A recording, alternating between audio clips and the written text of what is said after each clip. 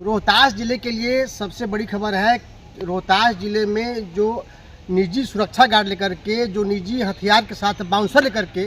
जो बड़े बड़े लोग चलते हैं, जो धौंस जमाते हैं, उनके लिए एक बुरी खबर है। रोहतास जिले की पुलिस वैसे व्यक्तियों को चिन्हित कर रही है जो हथियार लेकर के बाउंसरों के साथ सार्वजनिक स्थल पर घूम रहे हैं। उनको रोहतास पुलिस चिन्हित कर रही है कि मानकों के अनुरूप उन्होंने परमिशन लिया है। अगर परमिशन लिया है तो उनको पेमेंट कहाँ से करते हैं, पेमेंट करते हैं तो क्या जीएसटी भरते हैं, अन्य तरह के जो प्रावधान है उनकी रोहतास पुलिस जांच कर रही है। और जिले में जो बड़े बड़े लोग जो अपने आप को दबंग कहलाना चाहते हैं या कहलाते हैं, उनके लिए बड़ी खबर है और उसके लिए रोहतास पुलिस ने चिन्हित करके कार्रवाई करना शुरू कर दिया है। आइए सुनते हैं इस संबंध में रोहतास पुलिस अधीक्षक महोदय ने क्या कहा। विगत सप्ताह में रोहतास एवं आसपास के जिलों से ऐसी बातें सामने आ रही थी कि कुछ लोगों द्वारा व्यक्तिगत निजी बाउंसर हथियार के साथ सफारी सूट टाइप पहना के और मतलब इस तरह से सार्वजनिक स्थलों पर हथियार के साथ घूमने की बात सामने लगातार आ रही थी। इसी क्रम में रोहतास में जिले के एक व्यक्ति की पहचान की गई जिनका नाम जाहिद परवेज उर्फ कक्कू खान है। सर MS हलीम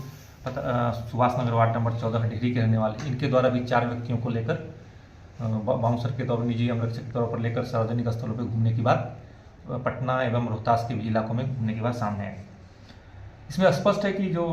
शस्त्र अधिनियम 2016 के नियम 32 है, उसके अंतर्गत अगर कोई शस्त्र अनुज्ञप्तिधारी या जनप्रतिनिधि के द्वारा निजी अंगरक्षक रखकर शस्त्र का प्रदर्शन सार्वजनिक स्थलों पर किया जाता है तो उनके द्वारा इस नियम का उल्लंघन किया जा रहा है। और इस अधिनियम के तहत दंड के अलावा शस्त्र अनुज्ञप्ति को रद्द करने की अनुशंसा भी की जा सकती है। इसी प्रकार बिहार निजी सुरक्षा एजेंसी नियम 2011 के अंतर्गत निजी सुरक्षा एजेंसी के मालिक को स्थानीय गतिविधि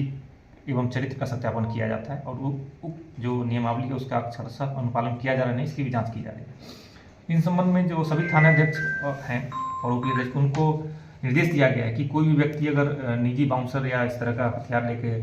आम सार्वजनिक स्थलों पर घूम रहा है जिससे आम जनमानस में एक नकारात्मक भावना या भी भय की भावना उत्पन्न होती है, तो उस पर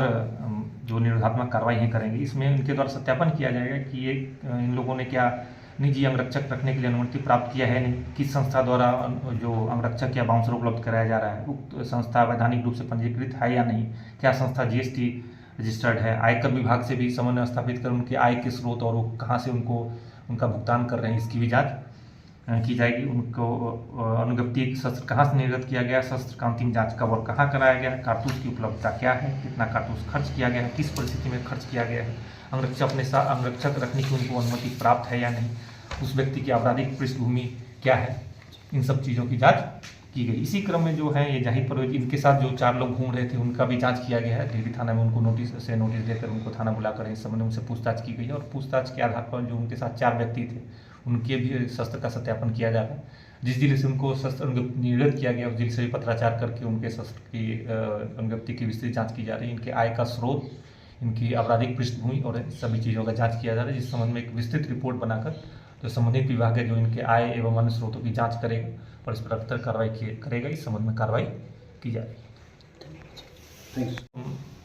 कुछ लोगों द्वारा निजी बाउंसर या जो शस्त्र अनुज्ञप्तिधारियों को शस्त्र के साथ सार्वजनिक स्थल पर घूमने की बात है, इस संबंध में जो आम जन है या युवा लोग हैं उनसे अपील है कि इस तरह की गतिविधि में शामिल नहीं हो। इस तरह के कई लोग जो हैं वो असामाजिक तत्व होते हैं जिनके द्वारा भूमाफिया या फिर अन्य तरह की आपराधिक गतिविधि में शामिल रहते हैं। अगर आप उनके साथ कहीं घूमते हुए पाए जाते हैं, किसी भी स्थल पे आपकी उपस्थिति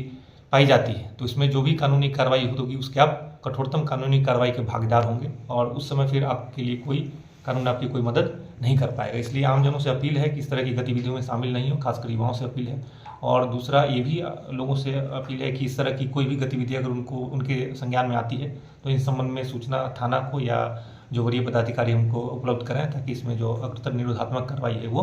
की जा सके और आम लोगों में जो एक सुरक्षा की भावना है उसको प्रोत्साहन दिया जा सके।